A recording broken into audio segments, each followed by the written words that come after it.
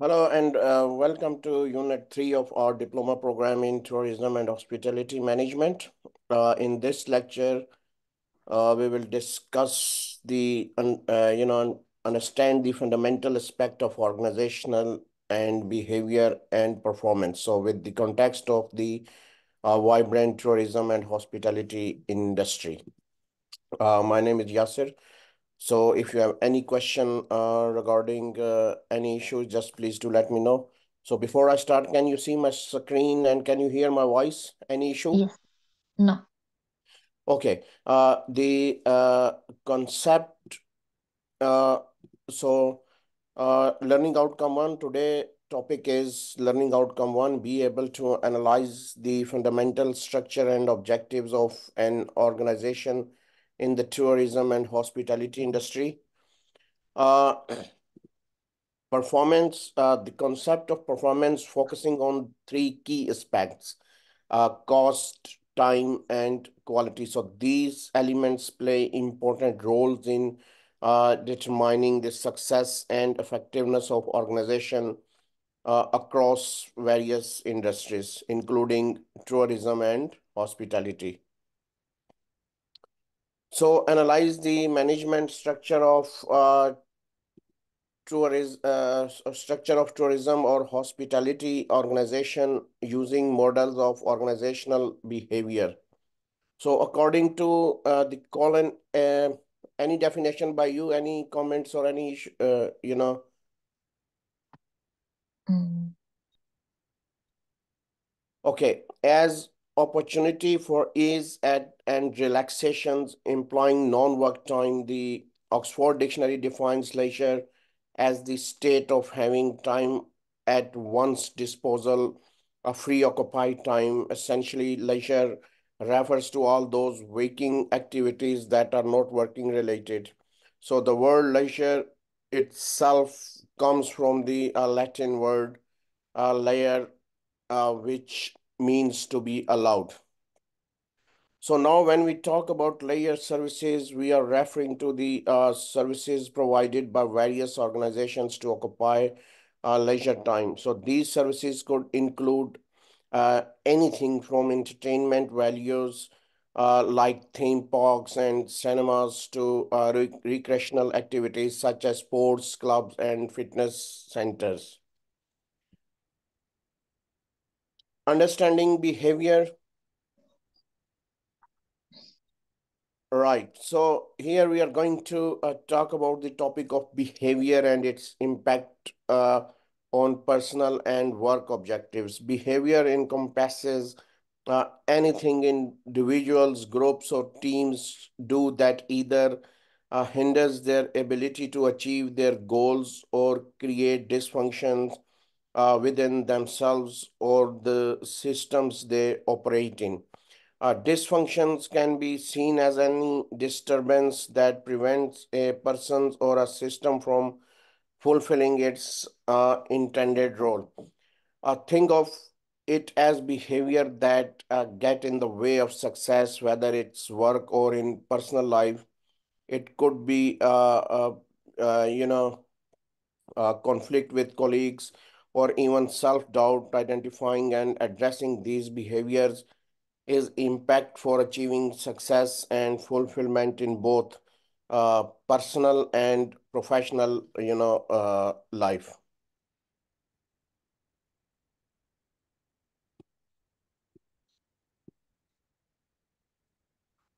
Any questions so far? No. Okay. Organizational behavior, you know, uh, when we talk about concept of organizational behavior, organization as described by Bachman and Hezonchki are a social arrangement designed to achieve collective goals. Organizational behavior, according to L.J. Mullins, is the study and understanding of individual and group behavior as well as patterns of structures with the aim of improving organizational performance and effectiveness. Uh, Organizational behavior is about understanding how people behave within organizations and how the structure of these organizations influence their behavior. By study these dynamics, we can identify ways to enhance productivity, uh, uh, teamwork, and overall performance within organization.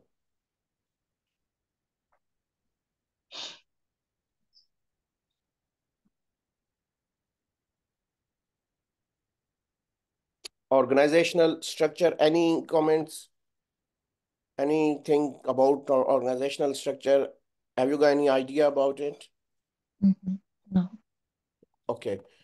Organizational structure refers to the way a business is organized, which directly impacts its competitiveness. It determines authority, responsibility, individual job roles, and the formal routes of communications within the business. Essentially, it's like the blueprint that outlines who reports to whom and how decisions are made within the organizations. Uh, think if it's the command and control system of a business where the structure dictates how information flows, decisions are made, and tasks are delegated. A well-designed organizational structure aligns with the goals and objectives of the business, facilitating smooth operations and effective decision making. Understanding organizational structure is essential for managers and leaders at it enables them to design systems that support the achievement of business objectives while promoting efficiency and accountability within the organization.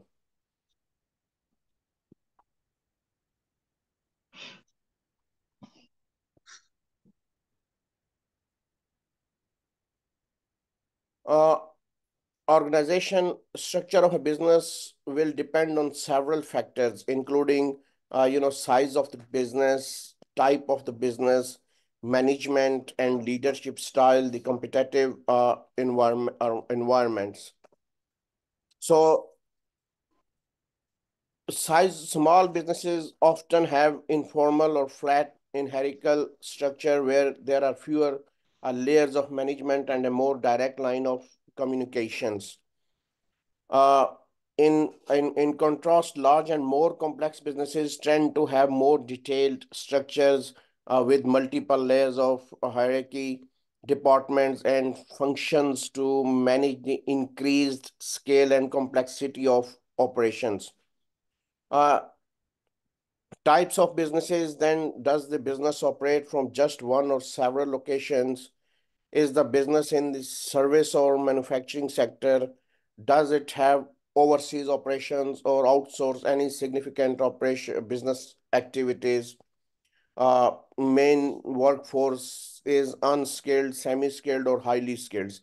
Management and leadership style is often overlooked but can significantly impact organizational structures. Understanding these factors is essential for managers and leadership as they design and adopt organizational structures to meet the evolving needs and challenges to the business environment. Any comments, any question? No.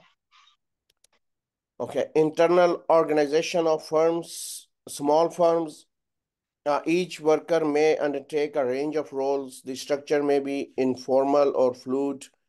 As firm grow bigger, the roles and responsibility of each worker must become a clear, uh, a most formal structure is necessary.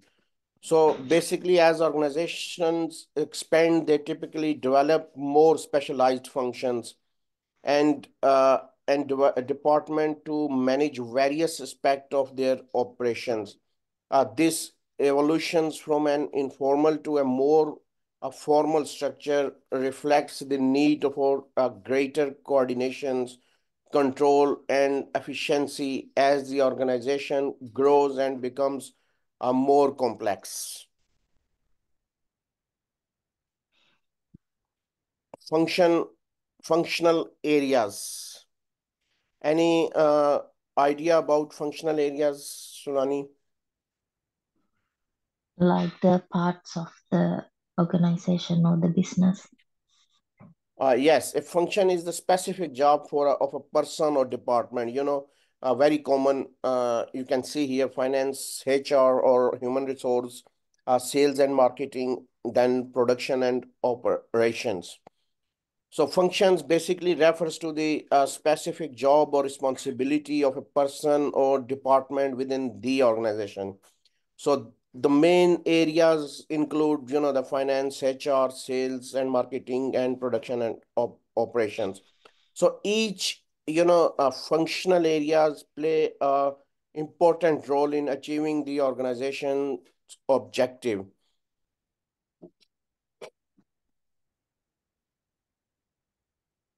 Organizational structure again, organization charts, hierarchy charts.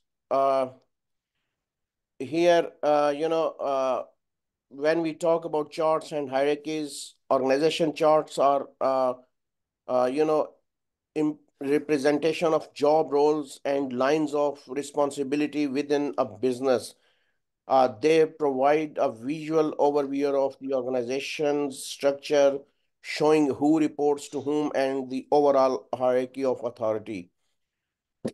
Hierarchy is an essential aspect of organizational structures, with the organization typically structure in layer. Those at the top of the hierarchy, such as the board of directors or senior executives, have greater authority and decisions making power compared to workers in lower levels, such as frontline staff or you know clerical staffs or administrative staff. So here, if you see organizational chart, board of directors, HR manager, finance managers, operations director, and marketing managers. So then operation directors, and then factory B or sales reps, managers, accounts clerk, HR officers, then quality controllers, factory workers, quality controllers, and again, factory workers under the marketing managers or operation directors.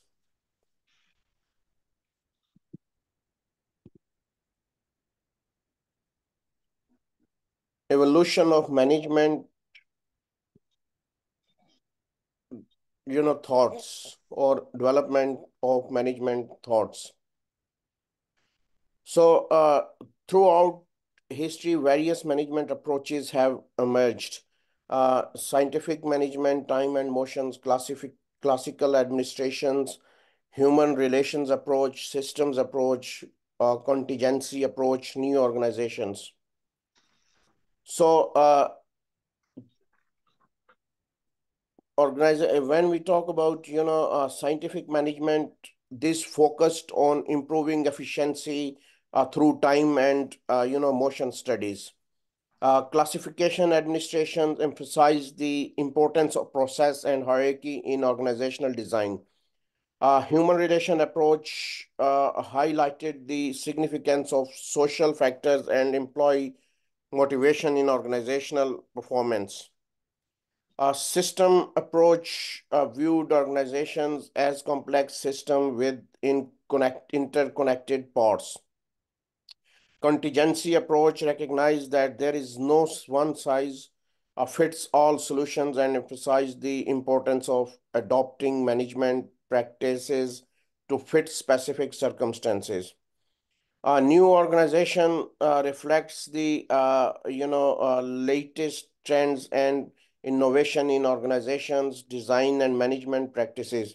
Understanding these different management approaches, you know, uh, is essential for managers and leaders, and they navigate the complexities of organizational structure and management in now's dynamic business environment. Defining the hospitality. Any comments on this or any idea about defining the hospitality, if you have any definition? Hospitality. Um, Uh, Hospitality inherently a service industry, with the primary task being a create shareholder wealth by servicing and satisfying guests.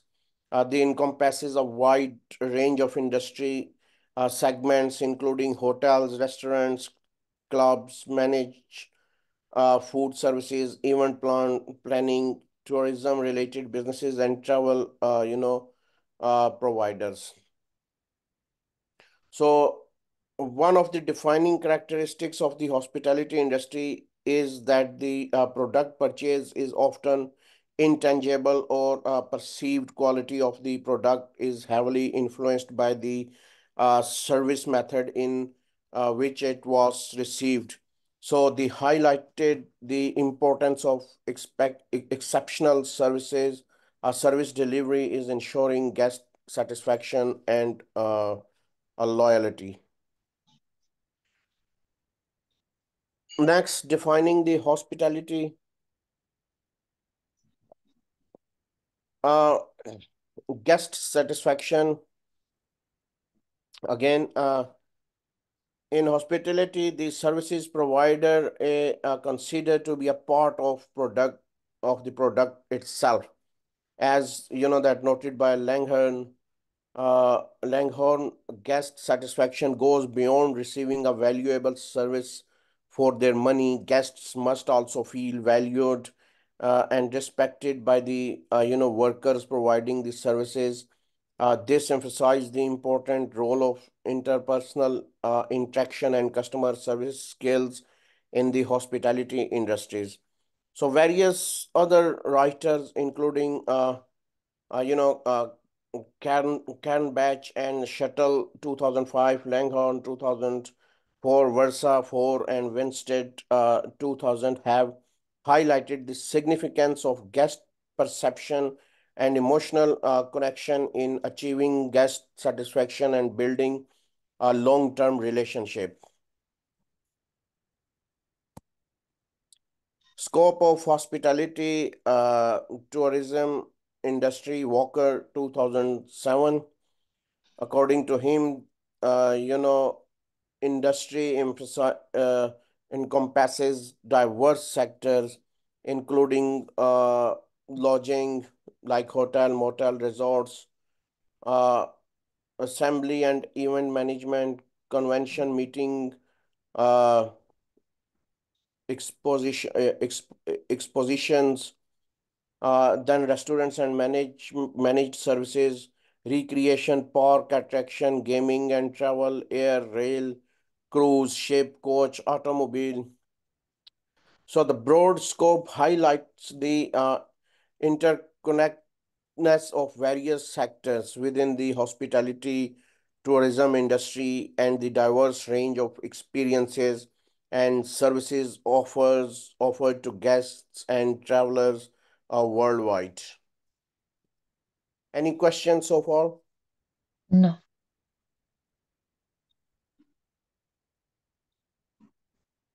Okay. So hospitality is the act of kindness in welcoming and looking after the basic needs of guests or strangers, primarily in relation to food, drink, and accommodation.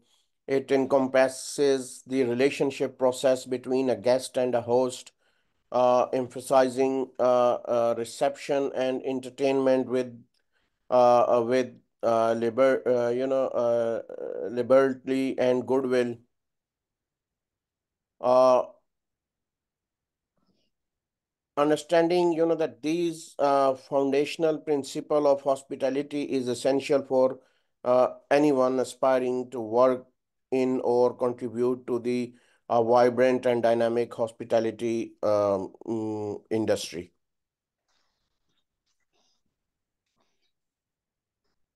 Right. The hospitality business, and you answer with a yes or no sometimes. Can I talk to strangers? Or you am I pliant and courteous even when under stress? Am I ease when using the telephone? Do I generally look clean and neat? Can I follow orders?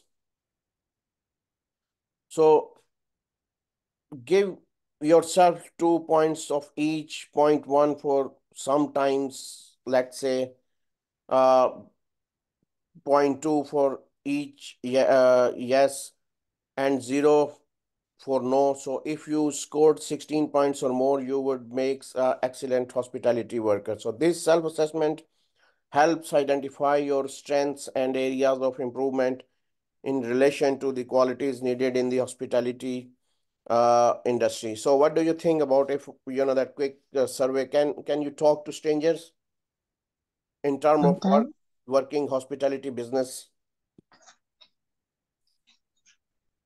sometimes, Uh, yes.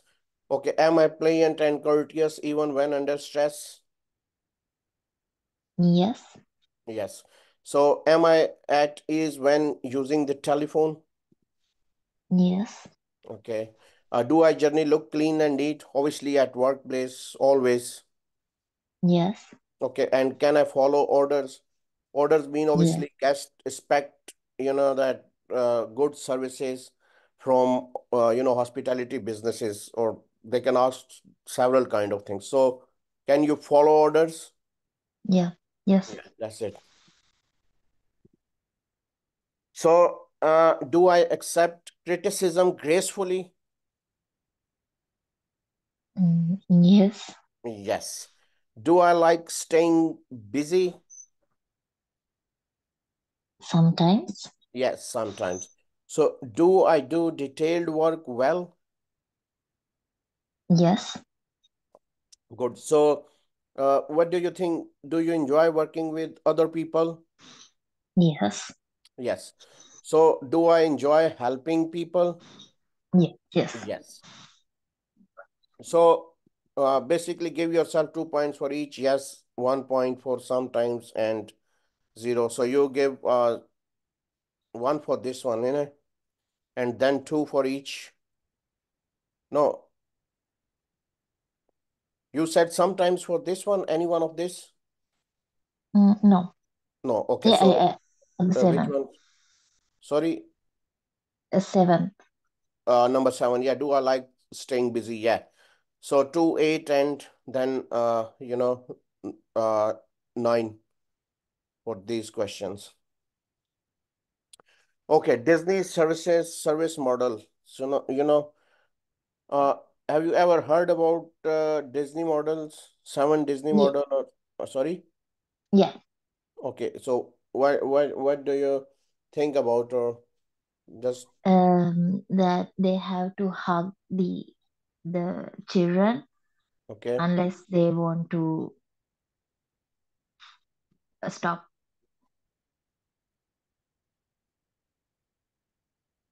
Okay. So basically, if you see here, smile, okay, uh, make eye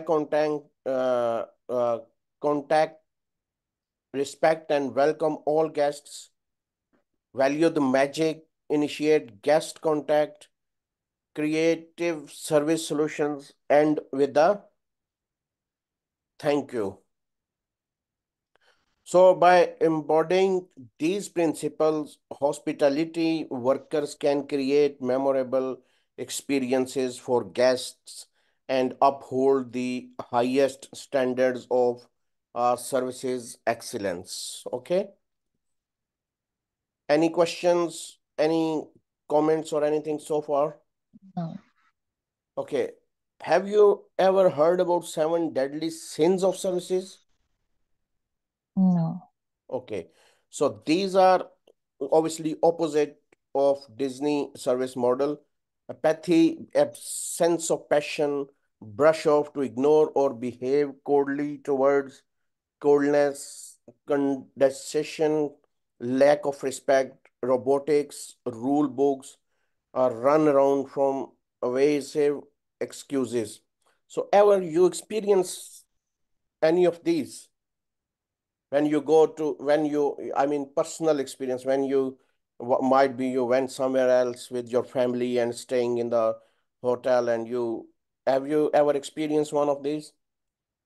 Mm, Sometime, I mean, that sometimes. might be you see that I experience people are, that uh lack of respects, ignore or behave coldly. Okay, so not very welcoming people.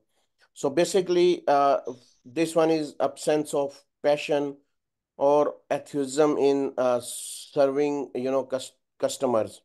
A brush off, ignoring or behaving coldly towards customers, leading to a feeling of neglect, coldness, lack of, as I said, welcome in interactions with customers. Then a lack of respects, displaying arrogance, a lack of respect towards customers, making them feel inferior.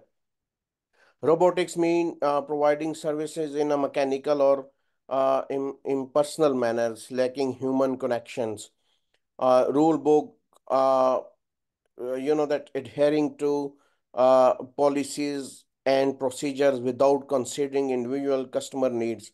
Run around, give, as I said, evasive excuses or providing misleading information instead of addressing customer concerns directly.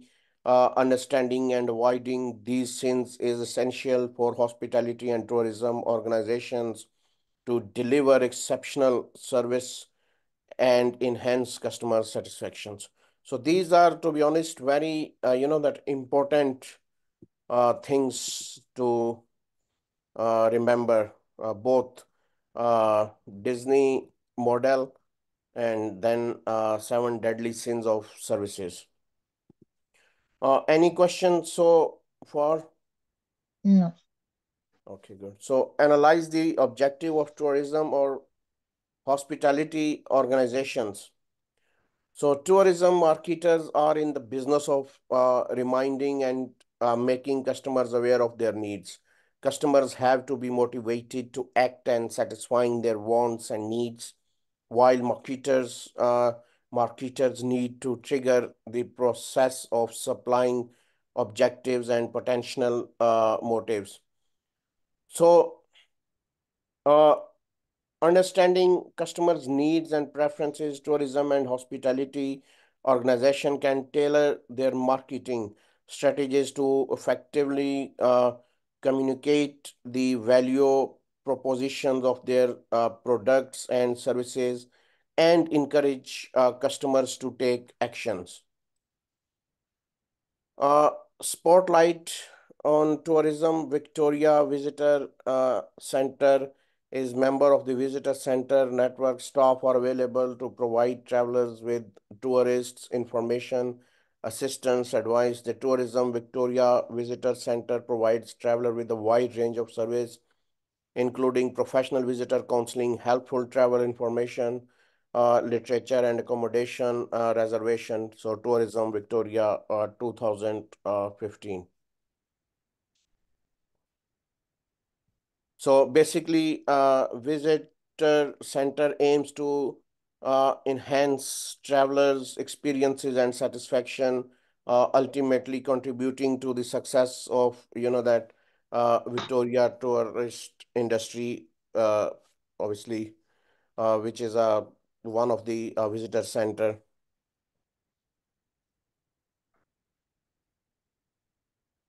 Right.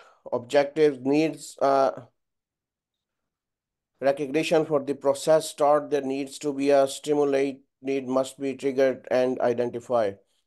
So basically here we'll talk about customer decision making process and its implications for hospitality and tourism providers. The decision-making process involves several stages. As you can see here, need recognition means customer identify a need or desire for a product or service. Then information search, customer gather information for various sources to evaluate their options. Pre-purchase evaluation, customers assess different options based on objectives and subjective criteria. Then purchases, customers make a decision to purchase the product or services. Post-purchase evaluations, customer evaluate their experience against expectations, which influence future buying behavior. For hospitality and tourism providers, it's important to understand and anticipate customers' needs at each stage of the decision-making process to deliver exceptional service and exceed customer expectations.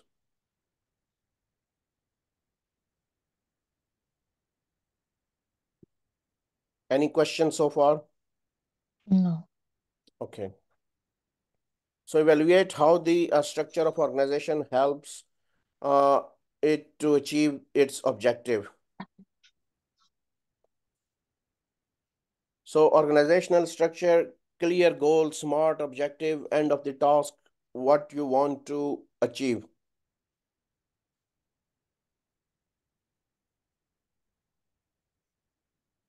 So clear organizational structures provide the a framework within which employees understand their roles and responsibilities in relation to the organization's goals. This clearly ensures alignment between individuals' efforts and organizational objectives, facilitating coordinations and collaboration towards common goals. So one effective approach to setting objective is using the SMART criteria. SMART clearly, that means specific, clearly define what need to be achieved. Measurable, established criteria for evaluating progress and success. Then achievable, ensure objectives are realistic and attainable with the given resources and constraints. Then relevant, align objectives with the organization's overall mission and strategic priorities. And then T for time bounds, set deadlines or timelines for achieving objectives to maintain focus and accountability. So by establishing objectives and of the task, what you want to achieve, by establishing clear goals and objectives using the SMART criteria, organizations can create a sense of purpose and directions that guides decision making and actions at all level. Organization structures, span of control, the number of workers one manager is directly responsible for. Chain of command, the line down which instructions are passed through the layers in the hierarchy.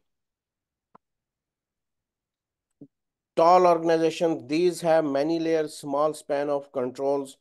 Uh, Characteristics of organizations, high level of control, appropriate for unskilled worker, more opportunities for promotions, poor communication as information has to pass through the many layers. Flat organizations have, first we'll go for tall organizations.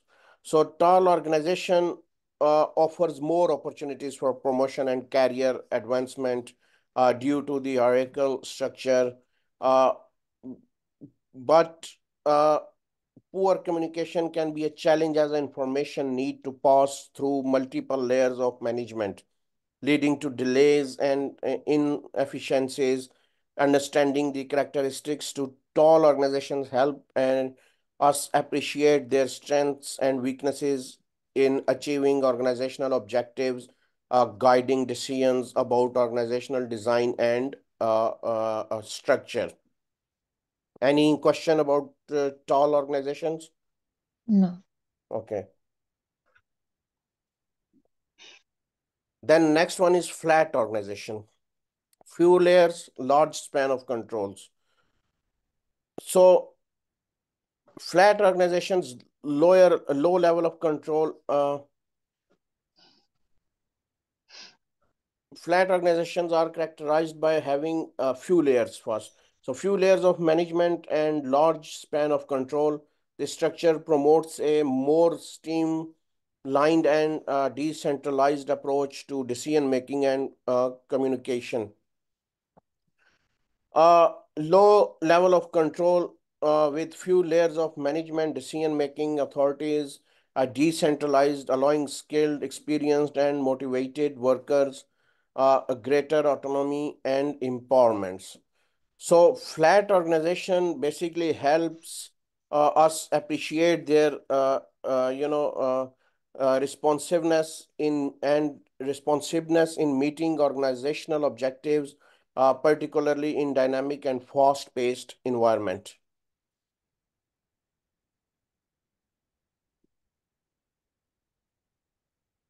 Uh, Delayering involves removing one or more layers of middle managers. Any idea about delayering? Mhm. Okay, as it says, involves the removal of one or more layers of middle managers from the organizational hierarchy. This process aims to streamline decisions making, reduce bureaucracy, and enhance organizational efficiency. So delayering have several benefits like cost reductions, improved communications, employment empowerment, loss of experience, management, uh, initial costs. So basically, understanding the implication of delaying helps organizations make informed decision about restructuring initiative and their impact on achieving organizational objectives. Matrix structures, project-based approach to organizational design. You might heard about matrix. It's a very common term when we talk about project. Ever you heard about matrix? No. Okay, basically use a project-based approach to organizational design where project teams are composed of representatives from different functional areas. These teams operates alongside the traditional functional structure, allowing for greater collaboration and cross-functional, integrations. So it also offers, many uh, benefits, enhance collaboration, flexibility, resource optimizations means matrix structures enable organization to utilize resources more effectively by pooling talent from different department to work on specific project. Then complexity and you know managing complexity mean managing dual reporting relationships and navigating multiple priorities can be challenging for employees and managers. So the dynamics of matrix structures helps organization leverage their benefits while mitigating potential challenges to achieve their objectives effectively. Any questions so far? No. Okay. So advantage and disadvantages, staff from all departments can work, as I said, on the project, leading to quick decision making. Workers may be able to better use their skills and abilities. Drawbacks, split loyalties as workers have, obviously they come from both different departments. So have both project team leaders and their functional managers. So administration of matrix management is, that expensive. So basically, managing matrix management structures can be expensive due to the complexity of coordinating multiple reporting relationships and project teams. So understanding the advantages and disadvantages of matrix structures helps organizations assess their suitability and make informed decision about their implementations.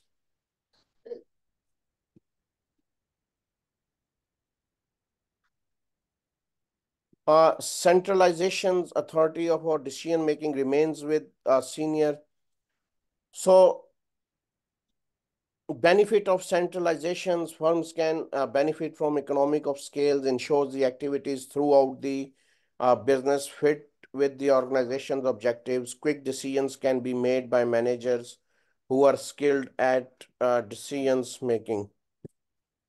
Local differences may not be taken into account. Uh, Disadvantages or drawbacks of centralization.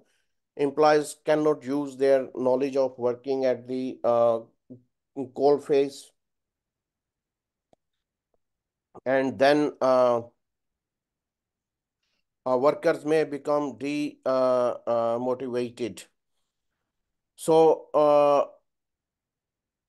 understanding the benefit and drawback of centralizations help uh, organizations strike a balance between centralized and decentralized decision making to achieve their objectives effectively.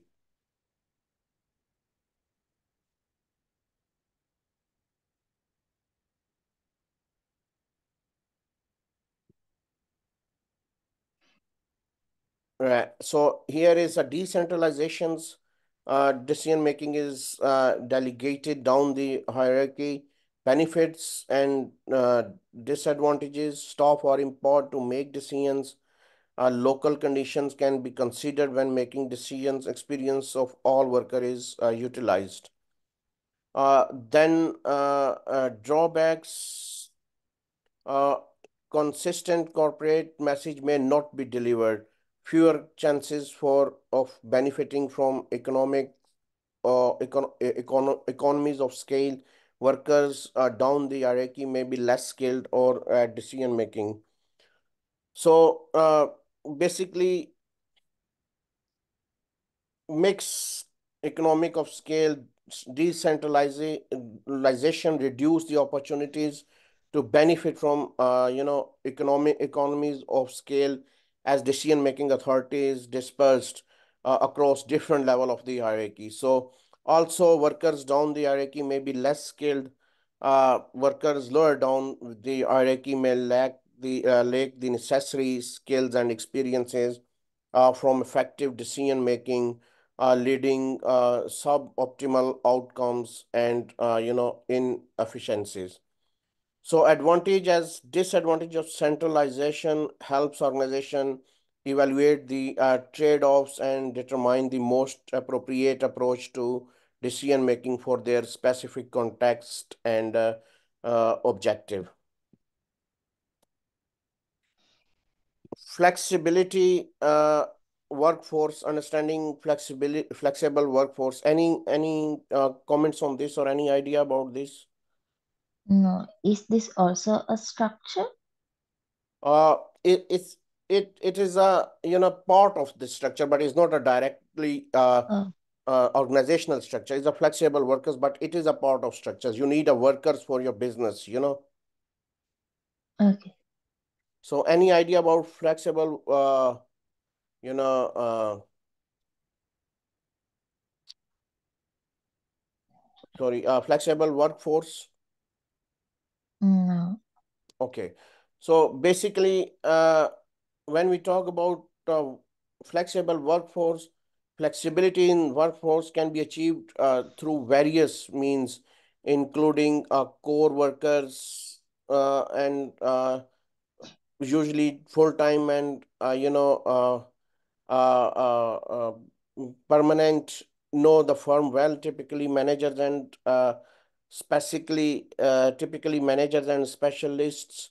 So basically, co-workers are typically full-time and permanent employees who possess in a depth knowledge of the organization and often hold managerial or specialist role. Uh, uh, uh, you know, uh, Also, workers are brought in on a temporary basis and employed only when needed. When we talk about temporary, they may include contractors or workers from specialist organizations providing several services such as cleaning firms. Outsourcing business functions are provided by others specialist organization. For example, as I said, cleaning services. Home working. uh, Home working allows employees to work remotely from their homes, often facilitated by advanced technology and communications tools. Home working provides flexibility to both workers and employers, allowing for a better work-life balance and potentially increasing productivity. So, any questions so far? No. Okay. So this is basically not a directly structure of the organization, okay? Or when we were talking about organizational structure, we were talking about, have you seen previously talls and flat organizations and layers of management. Here we can talk about it's indirectly you can say that is a part of structure. Obviously, we need we always need workforce. So sometime or most of times nowadays, companies or organizations use flexible workforce, or you can say that recruit people from agencies. Okay. Mm. I don't know. I think so. You from France, am I right? Yeah. Yeah. So people, is there agency work there as well, temporary, flexible working? Uh, I mean that recruitment agency they, will take people during busy time. yeah, I think so. Yeah, there will be definitely because it's a very common nowadays. Here it's a very common. People go through the agency like during Christmas time or any busy period times, like they get contract for couple of months, 3 months, 6 months. Okay. Yeah. Culture refers to the typical way of working within an organization, uh, as demonstrating by the behavior of the people that work for it. Organization culture is influenced by the structure of the organizations. Okay. So it is influenced by the structure of the organizations. So here type of business culture, power culture, role culture, task culture, person cultures, entrepreneurial culture characteristics. So when we talk about power culture, is connected in the hands of a small number of individuals. Sorry, concentrated in the hands of the small numbers of individuals.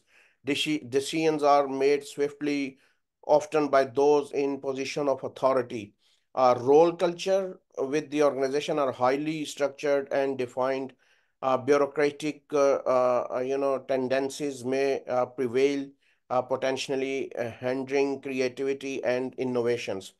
Then task culture based on team working within a group setup for a particular task can respond quickly to change environment. Person culture emphasize individual autonomy and freedom. Entrepreneurial cultures encourage risk taking and creativity. Failure is viewed as a learning opportunity rather than a setback. So different types of business cultures helps organizations identify their prevailing culture and its impact on organizational dynamic and performance. Any questions so far? No.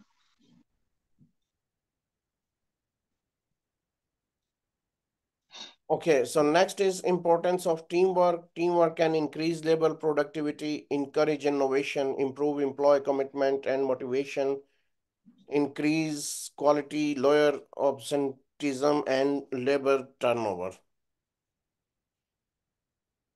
So anything here, any point you want to ask about anything here? No. Okay. So here, if you talk about lower absenteeism and labor turnover, positive team dynamics and a supportive work environment uh, can reduce absenteeism and turnover rates of promoting job. You know that people, that turnover mean that low attendance.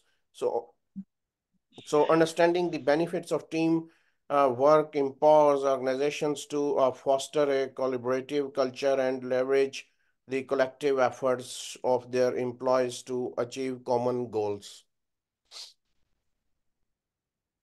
Formal and informal teams. What's your comments, Solani? Formals and informal teams. Mm.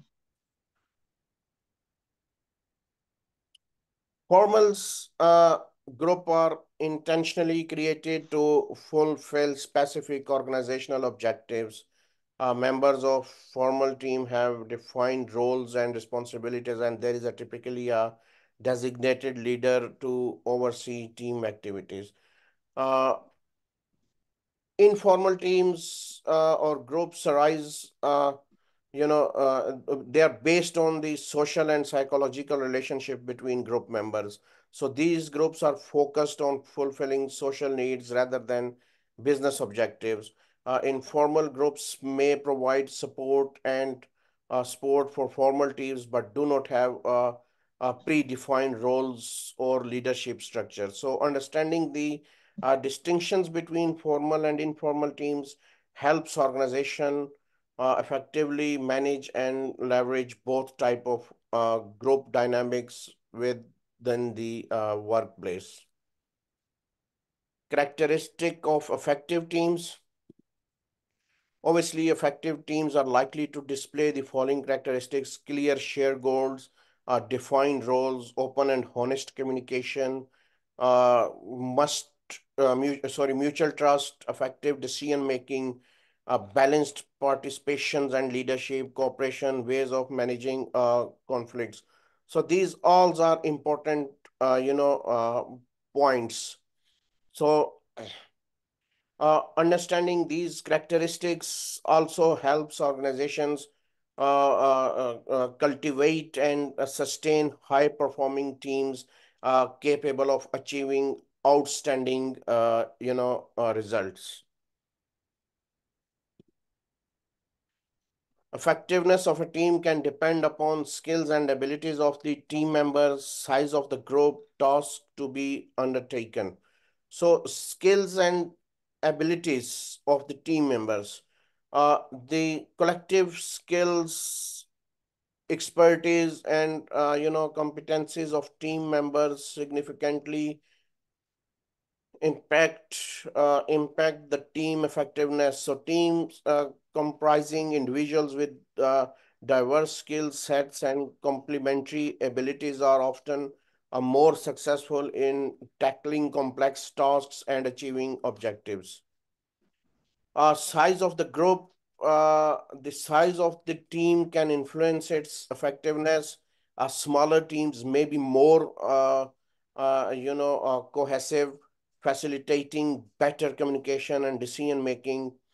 But also, large team can bring a wider range of perspectives and resources to the table, allowing the greater diversity of thought and collaboration.